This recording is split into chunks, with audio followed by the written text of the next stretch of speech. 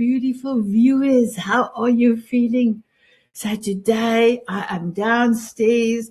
I've closed the birds down because the two of us or the three of us is comparing who is talking the loudest. And I am not up there. So my beautiful ones, how are you feeling? Today's show is going to be amazing. We're going to talk about legacy in motion. What is your legacy? And is it part of your motion? So my quote for today, and I'm going to read it. Legacy is not what we leave behind. It's what we awaken in others while we're still here. Deep. That is so deep. But I wanted us to talk about legacy for the month of August. It's my firstborn's birthday month. And how can me as a mother and a grandmother, bestow wisdom to my children and grandchildren? And how can we, with our stories that we share, have stepping stones for the children and the grandchildren, and the presence of being here now, present with them. I love sitting on the ground with my grandchildren or my grandson, Csakvary. And then I love to play with the two grandchildren. The oldest grandchildren don't really want to play anymore. He wants to do big boy stuff. But the younger one, Zayden, we love to do mathematics on the steps and just have an amazing time together. So what is your legacy? And this amazing power hour, you will hear stories and you will hear beautiful words that you can incorporate in your life. And also a way for you to think what legacy you are leaving. So I'm truly excited. My beautiful Beverly, I'm going to bring you in. Just give me 1 second. Yeah, you come. Swish. So I'm going to put us a little bit closer, my beautiful one. There you are. There you are. So my beautiful Beverly, please introduce yourself and tell us where you're from. I'm Dr. Beverly, Infinite Happiness and Abundance Coach, international speaker, best-selling author, and I'm in Florida. I love it. I love it. And before I'm going to ask you a few questions, I want to have a questions for the viewer. Are you ready, viewers? Here we go. What part of your daily life do you think will become your greatest legacy? Ooh, that is a big question. So I also think between Beverly and myself, we can also answer that.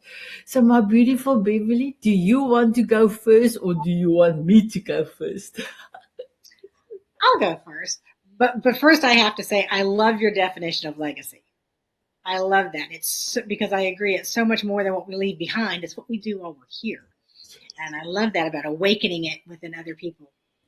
So I think I think right now, if I look at these last couple of years and the next few months, at least, hopefully for another year or so, the biggest part of my day that is my legacy is I spend time with my mother every single day that I'm in town, which is most of the time, because she's 91. And I don't know how much more time she'll have. So I think that's part of her legacy as well as mine, that we get to spend so much time together. Oh, thank you. And I think the other part is when I'm just out and about talking to people about anything and sharing a smile. So I love it. I love it. So my beautiful viewers, did you put your sunglasses on? Beverly gave me so much goosebumps. We forget. Our life is so busy that we forget to really sit down and take time and spend time. One thing I've learned the last 6 years is to be present. Not to have the phone and the little one, to be present. And yesterday, Beverly, was a big celebration because we went to the beach where everything came for me 6 years ago. How incredible. So my beautiful ones, for me, bestow a daily ritual to any of you. It will be, what is your most favorite song of all times? I call it a forever song.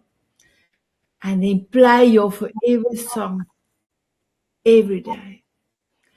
Every day for the rest of your life. I play my song every day. I have danced with my grandson. He's now almost 8 months old. Every day on Walking on Sunshine, because it brings me out my essence, why I am still here, why I am doing what I'm doing. And then after a lot of songs I played after my song, I found out his forever song is Eye of a Tiger. If Eye of a Tiger is playing, he's kicking his legs, he's like moving a little bit. So now we start off by Walking on Sunshine and we dance. And then we dance on Eye of a Tiger. And then I play a few more songs. I love to play Bon Jovi, It's My Life. I love to play You Simply the Best by Tina Turner. So for me, that little one knows, and happy from Pharrell Williams. That's the order that the songs is going. Oops, there's the bus.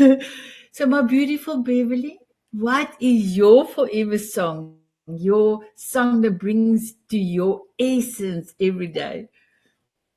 Well, we're very simpatico with music because Walking on Sunshine is my song.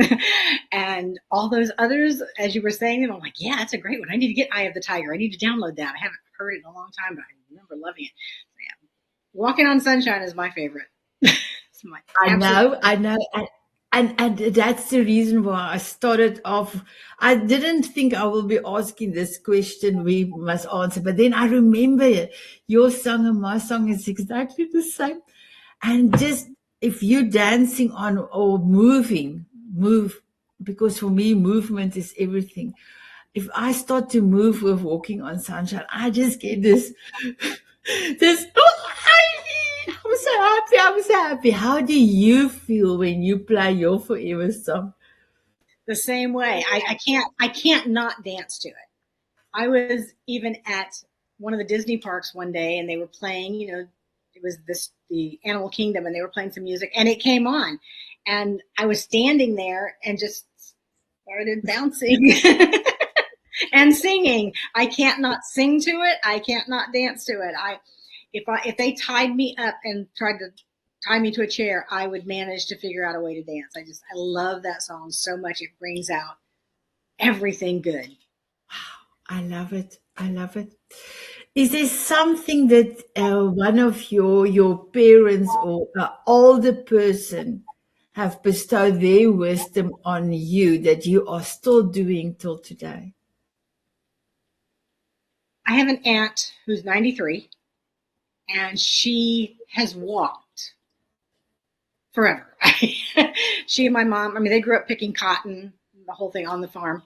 And she just has always, she never sits still. She's always been in the car, but also she would always walk around the neighborhood several times because her theory was, I don't want to exercise. I don't have time to go to a gym. Why should I? Walking's the best exercise. You're getting fresh air. You're walking. You're seeing your neighborhood. You're seeing your neighbors. And I do that because it's the easiest exercise in the world. And it works every muscle. So why not? Oh, I love it. So one of the things that my mom have taught me is before you leave your room, make your bed. That's the first thing. Make your bed. Then you have done your first task for the day. And then every time you pass, for me, when I go to the bathroom, to the toilet, I pass the bedroom, and then I will look at my bed. I still till today, and I was just the other day, I was 6. My birthday it was my birthday, and I'm 60 years young. Every time when I get into the room, I will glance to my bed, and it's made beautifully made, and I always just do this. And it installed on me that that sense of this is my kingdom tonight. When I come to bed, this is where I will be spending my time, and my bed is beautifully made. My daughter, I've teach that to my children, and my daughter have teach that to my grandchildren. Let me take a photo. Thank you. So for me, how incredible. And my grandmother have told it to my mother. I didn't ask my grandmother if her mother taught her. I didn't know. I should have asked her. But I did ask my mum, and I said, Mum, did my her grandmother teach my grandmother what to do? And she said, yes. So I know of so many generations that have told their children to, and in those days, Beverly, in those early years with my great grandmother, she told my grandmother that she needs to make a bed because she is the lucky one to have a bed. Because it was part of the World War, and it was a recession in the 1929s. All that, they are privileged to have a bed. How incredible that all these years, more than 100 years later, my grandchildren are making their beds. First thing coming out of their room, they have to make their beds. Oh, it's like amazing. I have to put on my sunglasses myself. So here we go. That is a good. Oh, I love it. So my beautiful ones, are you making your bed? Are you making your bed beautifully? I love to puff up the cushions and put it, and I love a lot of the cushions in front as well. Put it there, and then every time I pass, I just like, oh my bed. Beautiful. So my last question to you, my beautiful viewers, before we're going to delve into beautiful Beverly's wisdom on legacy and wisdom as well. So my last question is, what shift, if you saw yourself as a living legacy right now, what shift? What would shift? I'm so sorry. What would shift if you saw yourself as a legacy right now? So I would love to go first. Is that okay with you, my beautiful one? Great. Is to show up for my grandchildren. And for me, that's quite difficult sometimes, because when I'm in South Africa, I can only show up through WhatsApp. But every day, every morning when the children had their breakfast, I'm on the phone. And then while I'm visiting, and I'm so grateful, I will be visiting for 4 months. I will be going back in November. I am present. I am not occupied by the social media or the television. I'm present. I am touching, playing. So yes. So my beautiful Beverly, let me just repeat that question, because I'm sure the viewers are shouting, I didn't understand your question. So my beautiful viewers, here's the question. What would shift if you saw yourself as a living legend right now? I agree with you. I think showing up is the main thing, and not just, and being present, because we do so often, we forget. We walk right past neighbors. We go to grocery stores or the store, and we pay for it. We never even say anything. I believe greatly in saying thank you to them, hello to them, and their names, if I can read it on the tag, saying it. I also believe in doing it now, because it's so easy to say, oh, I'll call that person later, or I'll use the china or the crystal later, or just putting things off, and then it's too late. The next thing you know, it's too late. And never forget to tell people that you love them, that you care, show up for them, be present, and just tell people how much you love them. That's so beautiful. I totally agree with you. Totally. Because if you wait for tomorrow, you don't even know if you will be here tomorrow. I love it. I love it. So, my Beverly, I am going to put you on screen by yourself just for a second. I will come back. I will be here in the background, but I wanted to open it for you. I would love you to showcase us your book first, but let me just open the screen and then tell us, why did you decided to do this amazing book of yours? So, my beautiful viewers, if you want to see, I'm so sorry, my jersey is coming into all. It's one of those jerseys with the flaws. Oh, and in New Zealand they call it a jumper. So my jumper is getting all loose up. I don't know what to say about it. So my beautiful Beverly, if my beautiful viewers, if you want to watch beautiful Beverly's show, Soul of a Diamond Author's Journey, please go to Self Love Ignites Me, and you will be able to see her show on her book. We had so many questions, and we really enjoyed your beautiful show. Your show will also be one of the shows that is going to do a repeat. So I'm going to only do a few repeats, and your show will also be one of them that I'm going to ask the network to do a repeat. So Thank my you. beautiful, thank you, my beautiful Beverly, show us your book and tell us, why did you decide to do this amazing book of yours? Yeah, here you go. Well, this is my book. It's Get Rich on Any Salary. It's simple techniques that can help you, that you can do to improve your wealth in your life. And I chose to write it because I was a school teacher in the lowest paying state in the United States at the time. And I went through my story, and I'll quickly go through that, is in the intro. I went through being defrauded of over $100,000, and I had not saved any money in all those 20 plus years of teaching. I'd saved very little, and I thought that this house I had bought with my boyfriend at the time was going to be my retirement. Well, that didn't work out because he defrauded me. But I was 6 years from hitting that big mark of 30 years of teaching, and I was like, what am I going to do? I have no money. And for all those years I had said in teaching, I don't have any money because I'm just a teacher. I'm just a teacher. I'm just a teacher. And I did everything I could think of one night to manifest when I realized how little money I had saved.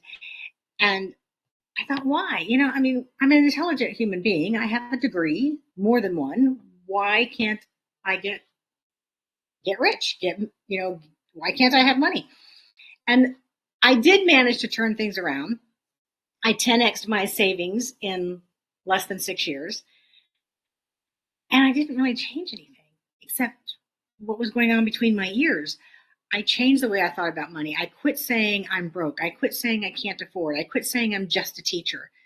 And I looked at everything that I thought, all my beliefs about why I couldn't have money. And I cleared them all. Some of them were absolute BS. Others of them, I was like, why do I believe this? I don't even know where this came from. Excuse me. And so once I started changing them, that's when things just started flowing. During that same 6-year period, I traveled more than I had traveled in 20 years. And I did it all with paying it up front. I still ate out with friends. I did not have a second job. I didn't do any of that stuff. And I kept thinking about writing a book. I had written one on teaching at one point, and somebody said I should write one about that. And I kept putting it off and putting it off and putting it off. And I finally thought, I really should just take some of the exercises that I had done and write a book about it, to explain all the things I did. And a big part of it is that wealth is different for every person. I never thought I had to have $1 billion in order to be rich. I didn't think I had to have 100 million or 10 million or anything like that. My first thing was, I just want to have enough to live on so that I don't have to teach for 50 years or until I'm 90. And so that was my first goal. It was never that I have to have this amount of dollars. It was, I just need to have enough. I need to basically make my salary or have enough money in the bank to be able to live on that. And that's how I did it. And like I said, I ended up 10Xing it in less than 6 years and having money still coming in, because all the money that I made without a second job. I made without coaching. I did it strictly with clearing the old stuff, figuring out what wealth meant to me, clearing why, and releasing these old beliefs about I can't be successful, I can't get rich because I'm blonde, because I'm short, because I'm a teacher, all those different things. And I did it without a second income. I was not married, so I was doing all of this on my own. And I just felt like, if I can do this, then why can't other people? Because they can. That's the whole point. Everybody, if I can do it, everybody can do it. And that's why I wrote the book. And it's filled with exercises. Every chapter has a simple exercise. Every chapter has a summary so that you can easily go back and get it. There's a QR code, several QR codes throughout the book for simple exercises that I have, also meditations that I have. And I just wrote it so that people could figure out that they could get rich without having to grind themselves to the bone. I love it. And that one meditation, the first one, when I was settling in and I started to hear your voice, it was like, ooh, oh, wow. It's like goosebumps. It was amazing. So my beautiful viewers, if you really want to change your mindset around money, please go and have a look at Beverly's book. I will also have Beverly's book link in the description below with her beautiful details that you can connect with her. So my beautiful Beverly, are you ready for your next question? I guess so. So I would love to hear your values. And I know I was speaking to my grandson and he said, Omi, you're talking about values, because I was doing a recording. You're talking about values. What is values? And I explained to him what values is. And he said, oh, I like it. I say, you normally take 5 values, but Omi has got 6 values, because Omi have to bring in flow. To make sure Omi is in her flow, because sometimes Omi does go in the stream upwards and fight against the current. So I explained everything in my home language to him. I said, Oma must just trust and let it flow, let it go with the river. Oh, so he was happy. He also said, Omi, I love excellence, so that is also going to be part of my values. And I said, beautiful. And then my next one is flow. And he liked the river thing. He liked the explanation of flow. And my next one was gratitude. And I explained to him how grateful I am towards God and towards the family and everything that's in my life. And he said, I love that, Alma. I love that, he said. But he was like, I love that. I said, and he said to me, okay, Omi, what is next? I said, my next one is passion. And he said, passion fruit. No, not passion fruit, passion. Everything Oma does, she does with so much love and energy. Oh, I love that, Clausus. So he understand the passion now. He said, oh, okay, Omi, I love passion as well. I said, okay, Omi, that is now 4. What is Omi's another one? I said, respect. And he said, respect. He said, Oma, you always tell me I must have respect for all the people and for mommy and papi. And I said, yes, because if you bestow respect to others, they will bestow respect to you. I said, okay, Omi, that's 5. What is your number 6? But he was like jumping up and down. I said, stewardship. He said, what ship do you want to go? Do you want to drive? What ship do you want to do? I say, no, my darling, it's stewardship. It's an English beautiful word that I just loved when I heard it the first time. And stewardship means that whatever I have that encounters in front of me or that have touched my hands, I must turn into gold. So that's my explanation to him. And it must be a legacy for whatever that's after me touching it. And he said, "Yo, I love all of that, but the stewardship one is too difficult because nobody in this world can turn anything into gold." Oh, I just love my grandson, but I did have to explain to him that's my personal values.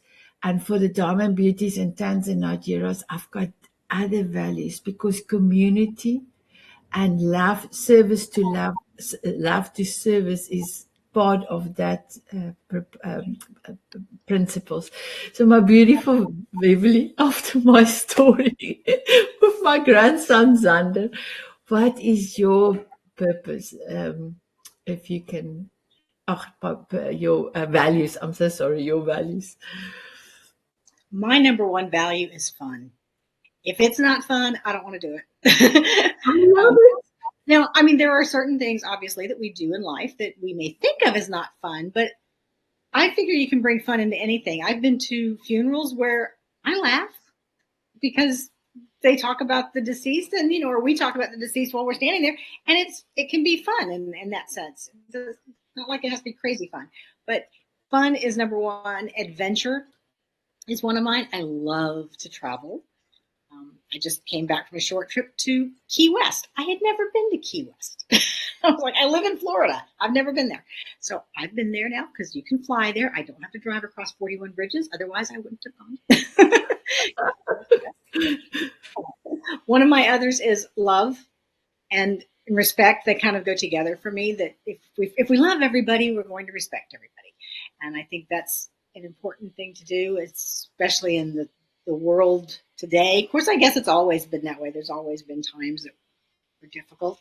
And so if we respect everybody and love everybody, send love to everyone, and then gratitude and forgiveness go hand in hand also. They're the other two big ones for me. Is I thank God, the universe, my angels every day for what I have as well as what I want. I go ahead and say the thank you ahead of time because I feel like it helps bring it to fruition. I think gratitude is one of the fastest paths to abundance. And when we're grateful for what we have, it's okay to want more. And so we can go ahead and be grateful for that because it's on its way. And forgiveness, there is no reason in being angry at people. I mean, yes, we may have those moments of it. Forgive ourselves and forgive the others. Because we're not here to be angry. We're not here to struggle. We're here to love. We're here to be happy. And those are things that make me happy. All those things together make me happy. So I guess happiness is kind of the overarching one. And I love it. And I'm sure my grandson Zander will love it because he also said if he can bring some fun. Oh, you froze.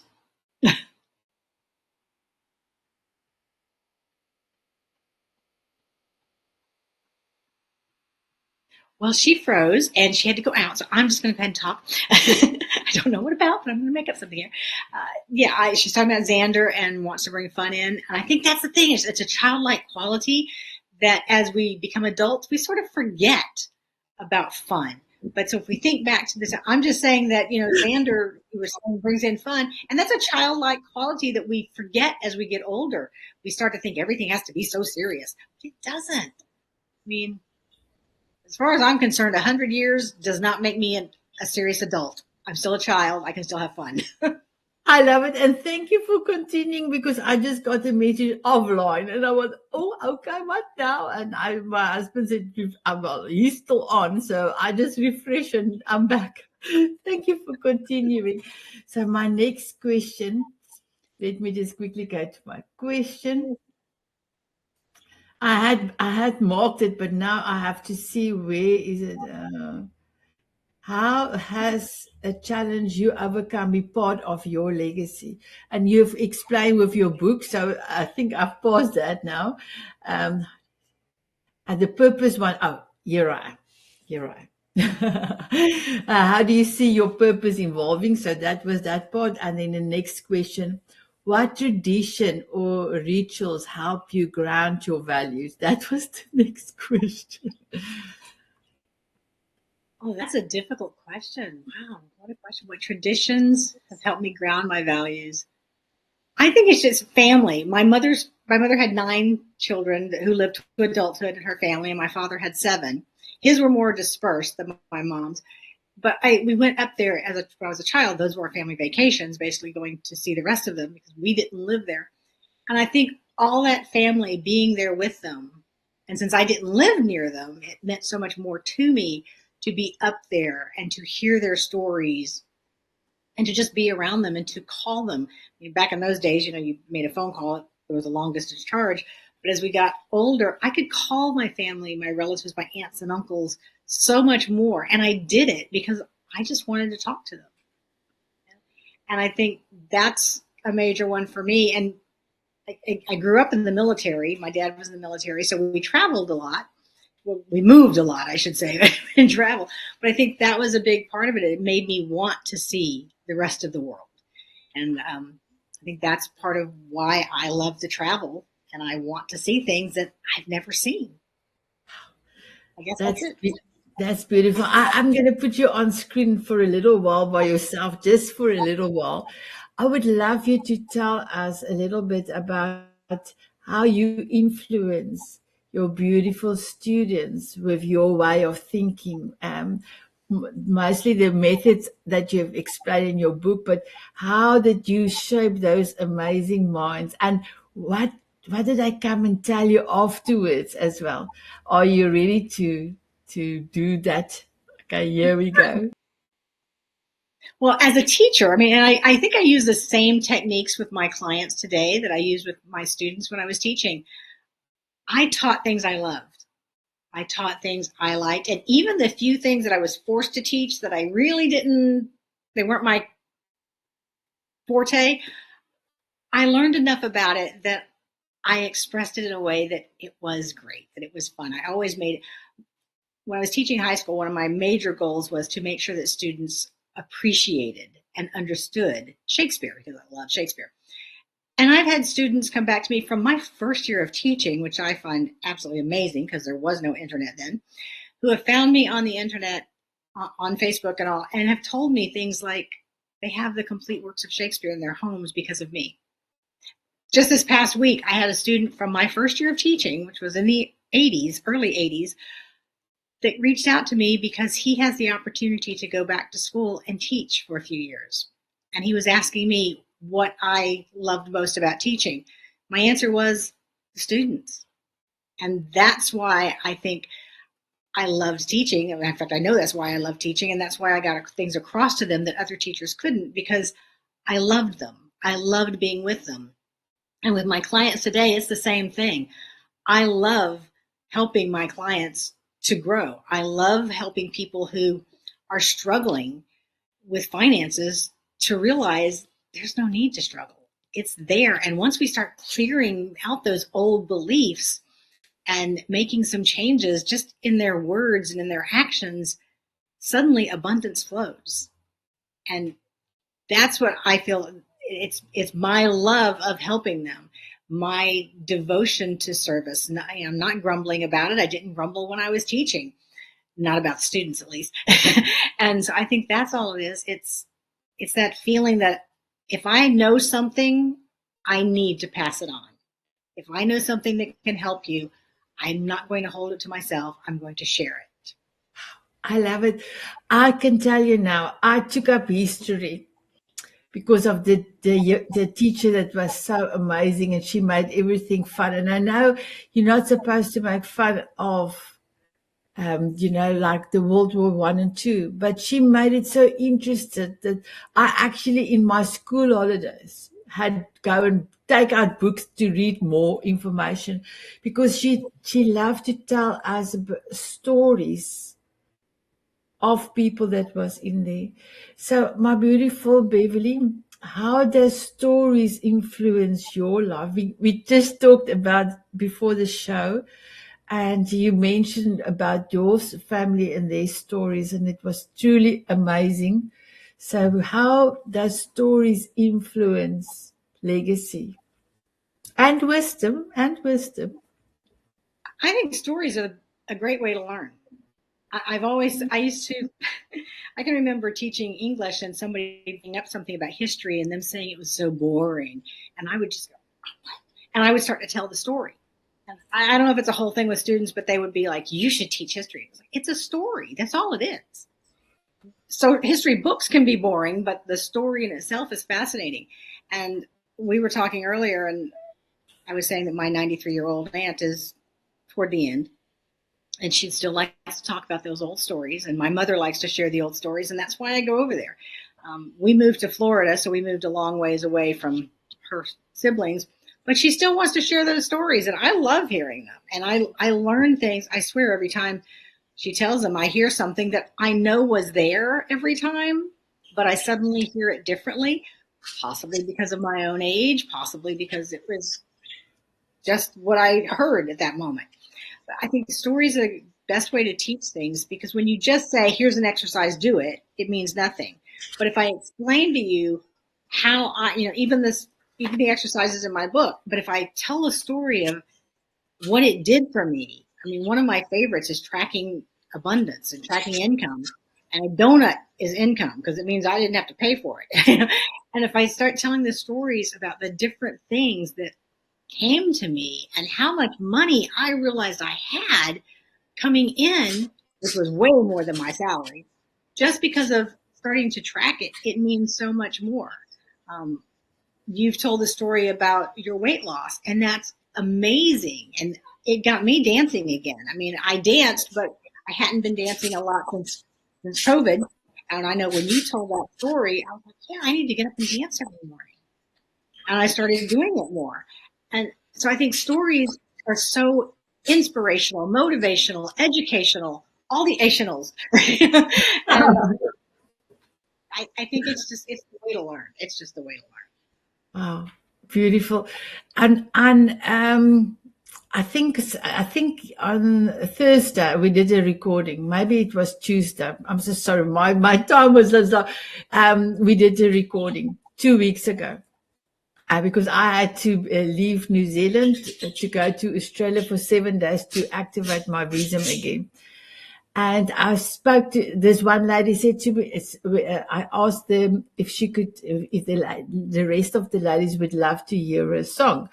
And she said, yes, but can I tell you something? If it was not for Sanet, and I didn't even know that I have influenced her. So now I love to hear when, there's a story behind the story. She said, the story behind the story is for 20 years, she have this song, A Cup of Hope.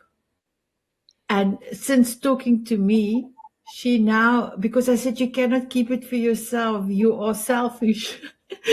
And I said it to her with all my love.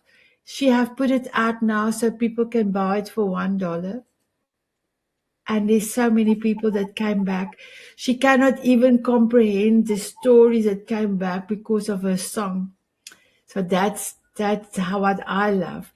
Me saying something, it took me not even 2 seconds to say what I said. Made her realize maybe she can put it out there. And now how many stories she is hearing back because of her song. That's a story. That's a story. That's amazing. So my beautiful Beverly. I love it. I love it. Let's take a photo. I've got a few photos for us for our memory. So my beautiful Beverly, what does a legacy in motion means for you? Because that's our title for today's show. I think it goes back to what you said at the very beginning about your definition of legacy, awakening something within someone else. And when you said that, I the first thing I thought about was those students who had told me that they had the complete works of Shakespeare in their homes and they had seen Shakespearean plays and they went to movies whenever something was done because of me. And I mean, I was 22 years old teaching that to them, and they were only a few years younger than I was. So, and I know it's happened with other students and those kinds of things when you can say something that, frankly, to you, as you said, it took 2 seconds to say, you don't think it's going to make a huge difference, and then it does. That to me is legacy. I can remember a time also when I was teaching, I had students complaining about another teacher, and that saying she was so mean and all these things. And I said, well, do you ever speak nicely to her when you go in the door? And they were like, what do you mean? I said, oh, say hello to her. Tell her to have a nice day. Tell her she looks nice. Just do it. And I said, you do that to me when you come in, usually. I said, when you don't, I wonder how bad I look. But they did that. They all came in the next day going, she was so much nicer. And I said, did that take anything from you to tell her she looked nice or that you liked her blouse? And they were like, no. And they said, she does always dress nicely. And they were so shocked at how that changed her attitude toward them. And it was like you said, it was something I said in 2 seconds. It's like, you do this to me. Why don't you do it to her? And they started to realize. I even had one said they started saying it to the lunch lady, and they started realizing they got more tater tots and mashed potatoes. I said, be nice, be kind to people is all you have to do. Wow. So there's another value, kindness. I love it. I'm going to put us into bubbles because it's only me and you. Just there's the bubbles. So there's three things I have told my grandson Zander, and now his little brother is 5. He is now in year 1. 3 things I'm teaching him as well. So listen to your teacher, be kind and have fun. Just 3 things I must remember every day.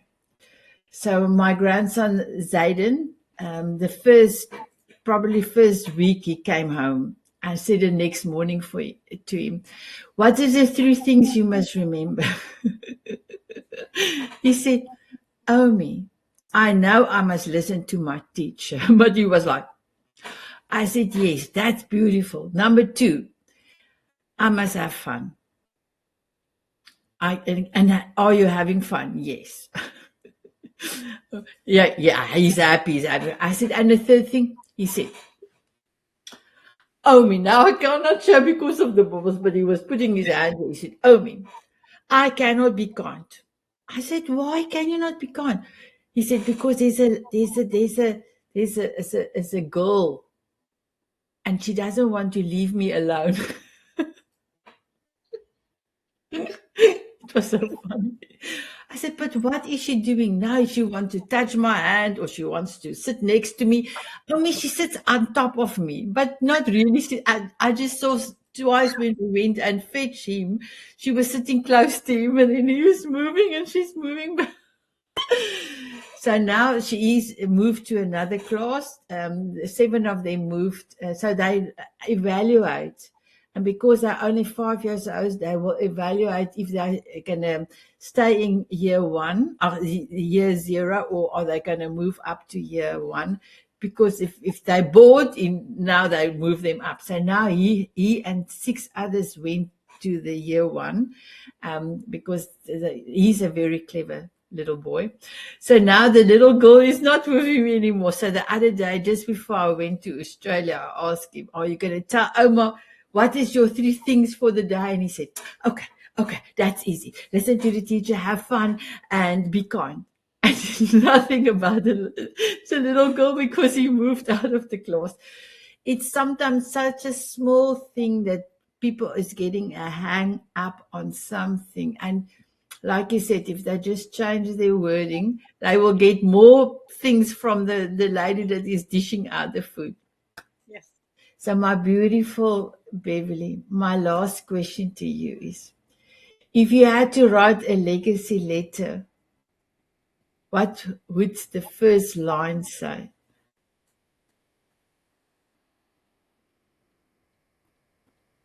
Wow.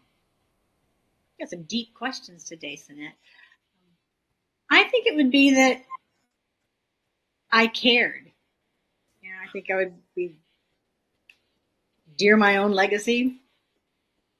Thank you for caring. Thank you for showing other people how much you cared, especially children.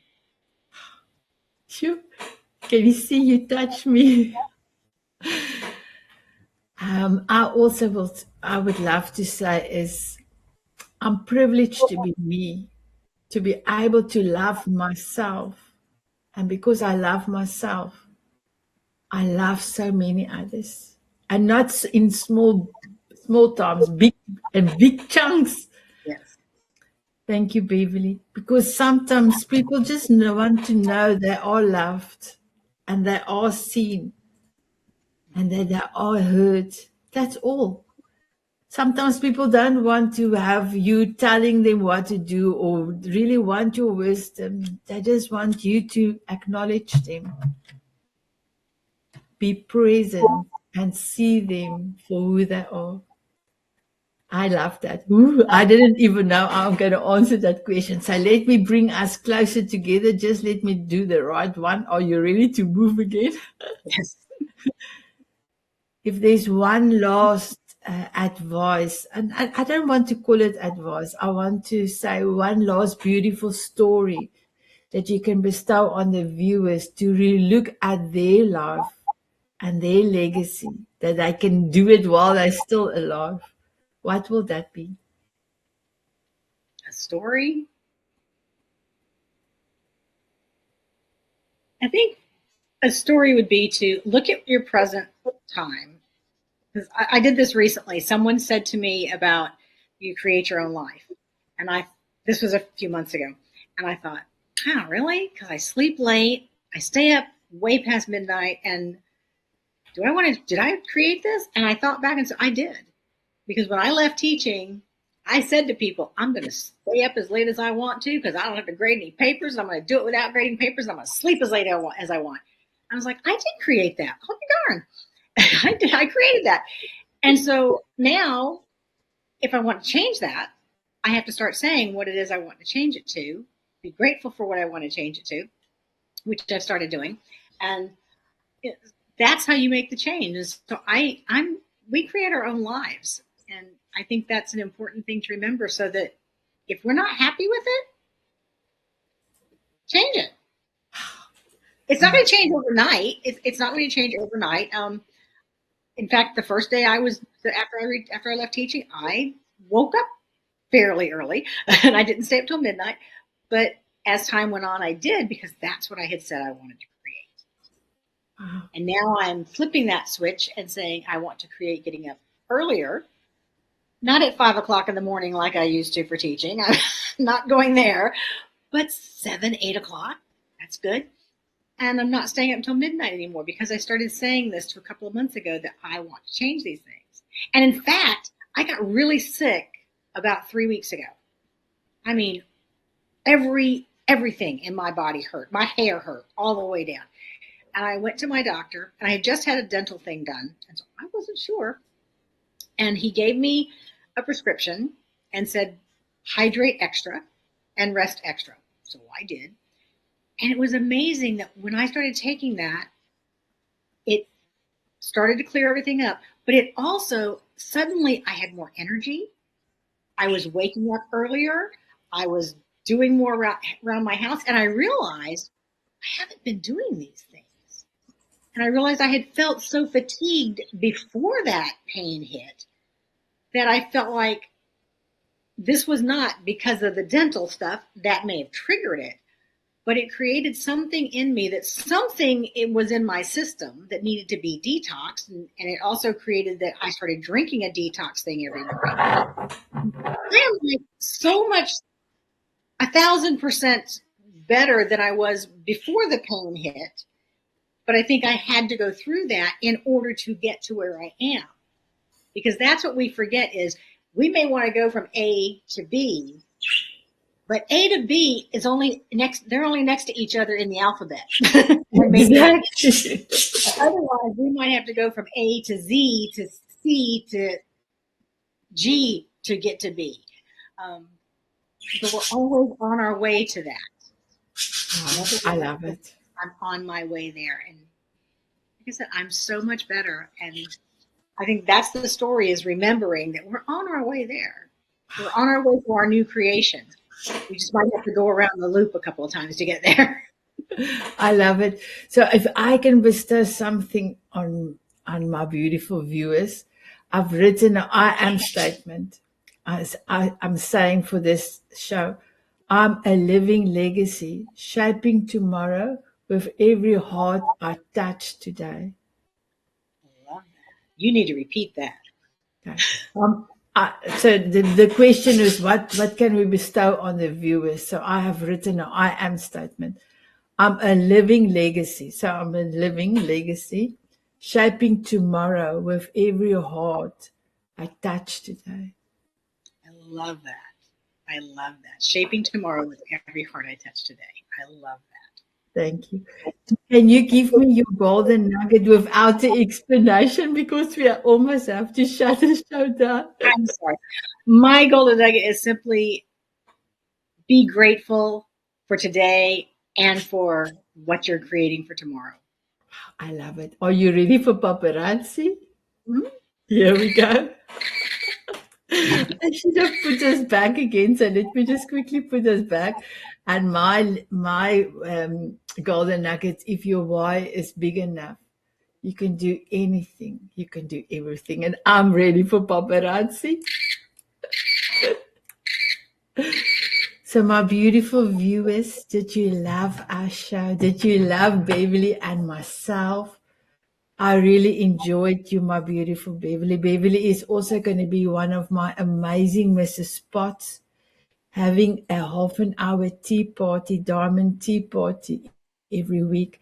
So I cannot wait for the ladies to meet you and for them to join your beautiful tea party. I just need to quickly go to the music. So my beautiful viewers, my song is ready. Would you love to have a dance with me and Beverly? Oh, Beverly, they said yes. They said yes. Here we go.